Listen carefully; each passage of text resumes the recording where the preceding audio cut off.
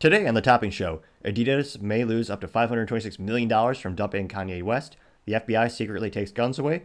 Ford makes a men's limited edition of their SUV. McCarthy rejects Zelenskyys' invitation. Barnes & Noble to open more stores. California cancels Walgreens. All of that and much, much more on the Topping Show.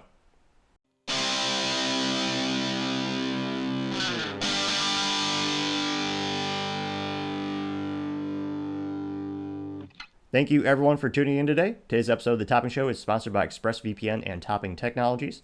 ExpressVPN protects your online data, and Topping Technologies is an IT value-added reseller and services company with a special proficiency in IT security. If you're a business owner or an IT leader who could use some assistance, you can reach them at sales@toppingtechnologies.com. Now, jumping into the business part of the podcast, California is going to halt their $54 million contract with Walgreens over their abortion drug policy. Now, Walgreens recently announced that it would not sell an abortion drug in 20 states, specifically the drug mifepristone, which, taken in coordination with misoprostol, induces abortion. Now, Walgreens has said they are doing this in direct response to,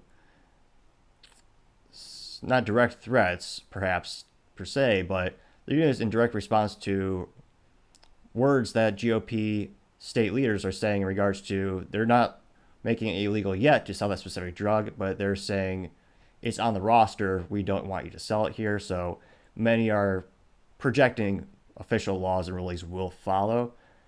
And Gavin Newsom said, Walgreens isn't being transparent, so we're going to cancel his $50 million contract, meaning Walgreens will no longer have the privilege to provide medication to California correctional institutions, also known as prisons. Always have to have the fancy vernacular in there. And it'll be interesting to see who steps into that contract, and maybe Walgreens tries to sue the state of California for the breach of contract. I don't know if there's a certain, like a clause in there. The articles really didn't dive into it. And of course, Gavin Newsom said, they're canceling contract because Walgreens won't provide clear answers, which is calling the kettle black. I'll dive into that in another episode. It'll be interesting to see how that progresses. Now, Adidas is unsure what they're going to do, if they're really going to take a $526 million loss on their Yeezys shoes. And a little background on Adidas, they're founded by Adolf, also known as Adi Dassler. He is a inventor, entrepreneur, and at the time, member of the Nazi Party. Of course, fans of his may say everyone in Germany was, or you were locked up. And interestingly enough, his brother Rudolf Dassler also founded Puma. Now, one of the most fascinating points in athletic history and business history I found was Dassler actually found his way to U.S. Olympian Jesse Owens and wordlessly offered his distinctive shoes with the two leather straps and the dark stripes to Jesse Owens. Owens accepted the gesture and the shoes. So Jesse Owens was wearing his shoes when he defeated Luz Long in the long jump. And this is an Olympic year where Jesse Owens won 2 Olympic medals at the 1936 Berlin Olympics. So one of the most prolific moments in history, one of the biggest upsets ever, and great product placement, of course. Now, granted, he also sold to the Germans, but nevertheless, Jesse was a big win. Now, this all came from last year when Kanye West, also known as his new name, called Ye, which is great because imagine how much paperwork he is saving when he's trying to do an application for a credit card or something. If it's just only 2 letters for your name, that's cut down on a lot of time. Although I don't know what you do for the last name. It might cause errors in the systems. Nevertheless, he's probably saving some time with that. However, the controversy came out last year, and I believe in October, and Kanye West clearly had a mental breakdown and started saying some anti-Semitic things. He also said some conspiracy theories, a lot of disgusting and outrageous things. So every sponsor immediately dropped him, which is kind of ironic because people in the U.S. claim they really value mental health and helping people when they're going through a struggle or downtime. And if anyone's going through a tough time, that's definitely him. Not to excuse all of his behavior, but he was working a custody battle with his former ex-wife, who is also, of course, dating someone. So that's another mental turmoil I can't comprehend. So they're threatening to take his kids away. I mean, it's a really rough situation, and he just went off the deep end. So all of his sponsors dropped him. He said disgusting things. And now he's kind of disappeared. People haven't seen or heard of him in quite some time. I don't know if he's been institutionalized, but Adidas has this big. I mean, they're the reason Yeezys were sold was Kanye West partnership. So in October last year, Adidas broke with Ye over his anti-Semitic remarks. But in November 2022, Adidas said they still own the design and will sell more of the product. They're unsure 2023. So it was somewhat of a licensing agreement. And Wednesday, March 8th, Adidas still unsure what they're going to do with all that inventory. The current CEO, Bijan Golden, I believe is how you pronounce his name, he is expecting this 2023 to be a quote-unquote transitional year. Or, sorry, a transition year. And it'll be interesting to see what they do because they're in a tough spot. In 2022, the Yeezy model line of shoes accounted for $1.2 billion in sales, which is astronomical when you consider the profit margins on any clothing and shoes in particular. So it'll be interesting to see if, I don't know if they try going back to Kanye once he gets better mentally, or they're really just going to let that brand die. Kanye's rumoring that he's going to start his own shoe brand himself. He was meeting, he actually supposedly tried to meet with, I believe, Skechers. He actually kicked out of the lobby. This was when he's going through his mental breakdown. And they actually said, like, hey, we didn't even invite you here. Why you? So it'll be interesting to see what happens from that situation. But yeah, a $526 million loss during one of the biggest economic downturns and inflation. There's a lot of business challenges right now. And it'll be interesting to see what they decide to do. Now, on the contrast, I had to double check this article when I read it. Now, this article noted that Barnes & Noble is actually going to increase the number of brick and mortar stores they have.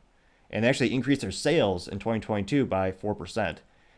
Now, their goal this year is to open 30 additional stores, which would be the largest expansion in over a decade, which in retail is especially noteworthy, and books especially noteworthy. I always read at least one book a month, usually business or philosophy. And I mean, more often than not, I just buy it online because, of course, convenience. We have the largest library in the world. I think Jeff Bezos made that joke a couple years back.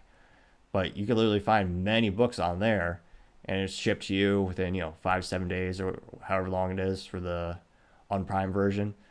And yeah, to see them growing is pretty interesting. And a lot of people are attributing it to the hedge fund buyout in 2019, and the new CEO, James Daunt, he told all the store managers to tailor the stores in terms of their product catalog to the individual communities that they're serving, and try to make it more of a customized experience to match those environments, which is a very smart business idea. That's one of the ways you could increase your sales. Every community is different and unique, match their needs.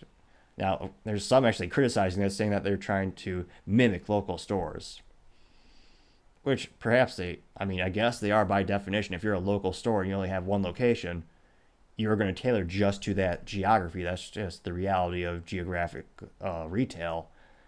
So I don't see if that's really that big of an attack. And I was even shocked to say they have over 600 locations.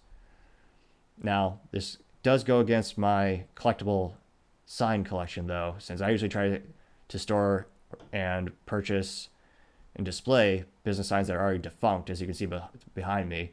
I actually bought a dual-branded Starbucks Barnes & Noble sign off of Craigslist a couple years back and restored it, took the lights out and gave it a nice washing. And that's in the podcast, my main podcast living room.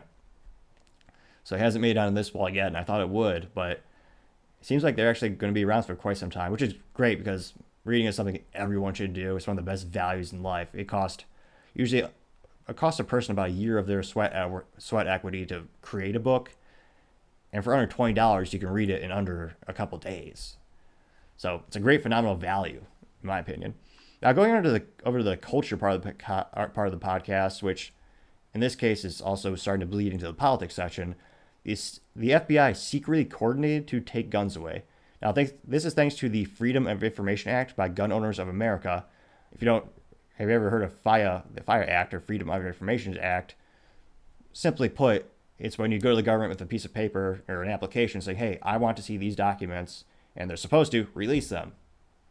Granted, they're policing themselves, so that's why we still have all the papers from the JFK assassination, which the CIA actually requested that they don't release them all, even though that date actually passed, I believe it was last year, where when it first happened, a lot of things were classified. They said, okay, after this amount of time, we'll declassify it. And of course, that didn't happen. Just to add further mystery to the situation, of course. Now, going back to this situation, thanks to the Freedom of Information Act, it shows that the FBI coordinated secretly with medical centers and hospitals to strip U.S. citizens of their right to own, buy, or use firearms. Now, this wasn't a massive scale, but still disgusting. To quantify it, it says at least 15 people between 2016 and 2019 secretly signed a form which asked the signatories to declare themselves a quote-unquote danger to themselves or others lacking quote-unquote mental capacity adequately to contract or manage their lives. And this is one of the most disgusting things I've heard in my life in regards to the situation, and I see them taking advantage of people. Are there people who are in that mental capacity or lack thereof capacity? Of course. But to go to a hospital when someone's at the most vulnerable part of their life, perhaps one of the biggest crossroads in their life is that moment, and they're being shoved a piece of paper saying, hey, sign this so you can never own a gun again. And by the way, they never can. So diving into that note, the story first broke in 2019 when AmmoLand.com discovered a NICS indicates self-submission form.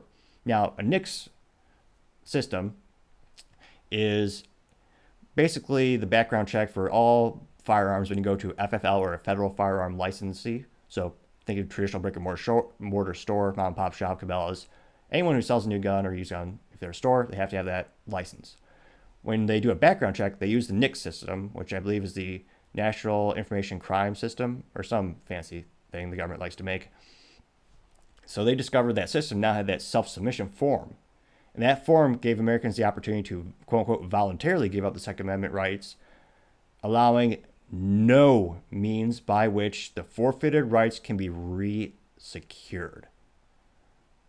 That is perhaps the most disgusting thing. Well, the whole thing's disgusting, but I still say that's perhaps even worse. So not only are you taking advantage of these people at the most vulnerable part of their life, but you're also saying, for the rest of your life, you do not have the right to defend yourself. We don't think you'll ever get better. We don't think you'll ever improve. Talk about a depressing thing to tell someone. You're never going to improve. You're never going to get better. I mean, that's just utterly disgusting. And we need more, thanks to that reporting, more Freedom of Information Acts were applied and submitted. And hopefully, like I say, the more data, the better, the more information, the better. Hopefully we learn this so we can properly write to our representatives to ensure things like this do not happen again. Now, going on to the other interesting part of the Culture podcast, one of the most cornerstones of American culture, some would say the lexicon of intellect, is The View. I mean, you're going to gain a lot of information there. Now, the recent news on The View was Whoopi Goldberg, who, she was famous for all of her interesting takes. Most recently, she has a lot of controversies. She said that the Holocaust had nothing to do with race. This is someone who has a job at a news, quote-unquote, company in corporate America, which is perhaps a good metaphor for The View. So she said that, and all she got was a slap on the wrist. I'm pretty sure she got paid vacation. And of course, depending on who you are, there's just no consequences. And to say that, I thought the FBI statements and actions, talk about a disgusting thing to say. So Whoopi Goldberg recently said, her recent tragedy, or blunder, some might say, she's saying that the Department of Justice should investigate Fox News for recruiting domestic terrorists. And specifically, she mentions the lawsuits from Domino voting systems in which Fox News alluded that may have cost the election during the last presidential election because of the discrepancies in the hardware, the software, there's no open source of this code. So there's a lot of rumors of, is it skewed? What's going on there? And she said that was recruiting domestic terrorists, which is ridiculous beyond all belief, and hilarious to think they would accuse it. I mean, if you look at traditional media, you have one pseudo-conservative company. I mean, and even Fox News is debatable if they're even conservative because they're not even letting Trump back on. So they're pushing the election in a different way already. And there are rumors that Murdoch and the family during last election, as soon as the results were in, they were all jubilated and happy as heck.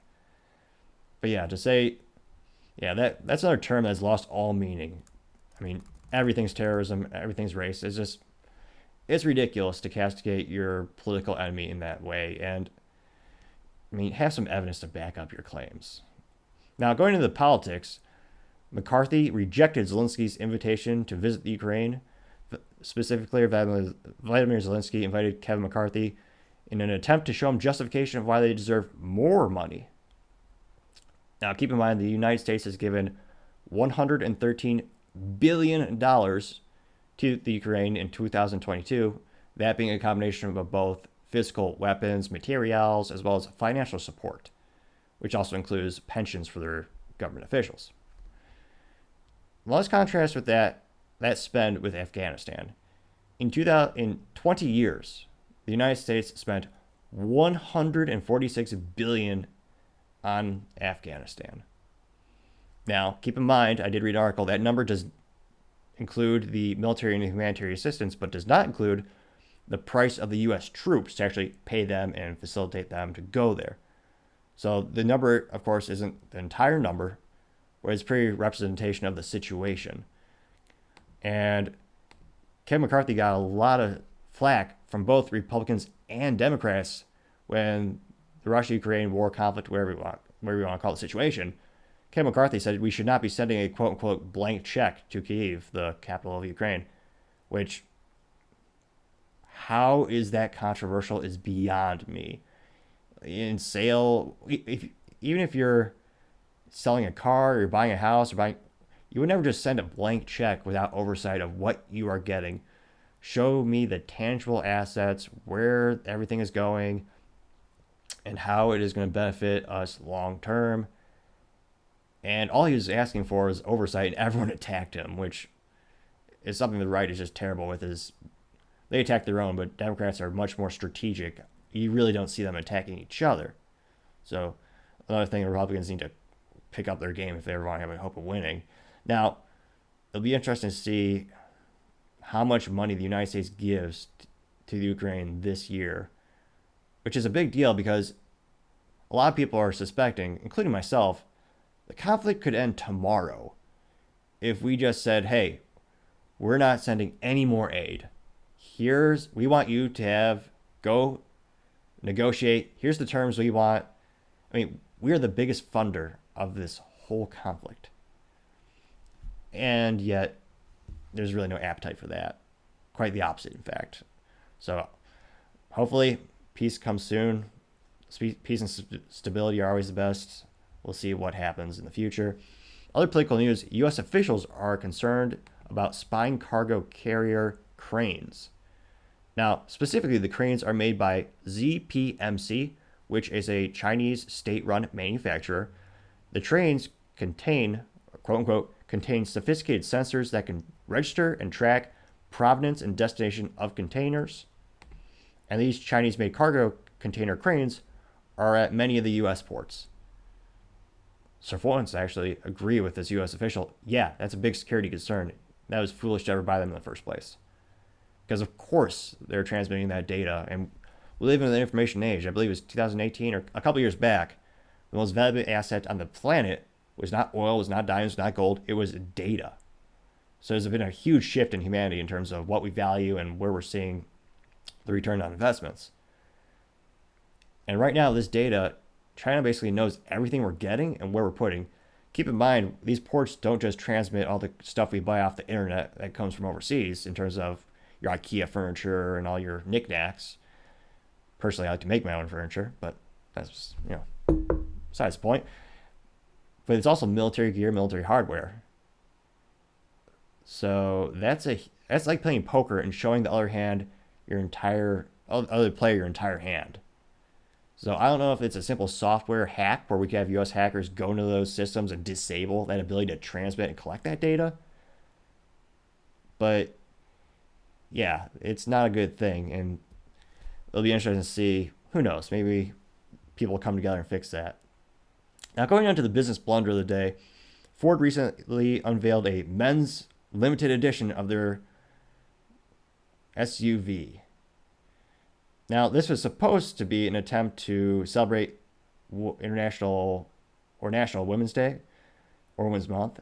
And Ford had a commercial which starred Bryan Cranston, who's a star of a show called Breaking Bad, apparently, who recently stirred up the political pot by saying people who believe he said the statement "Make America Great" was racist and evil, as well as the purported people that are friendly with that term and that political affiliation.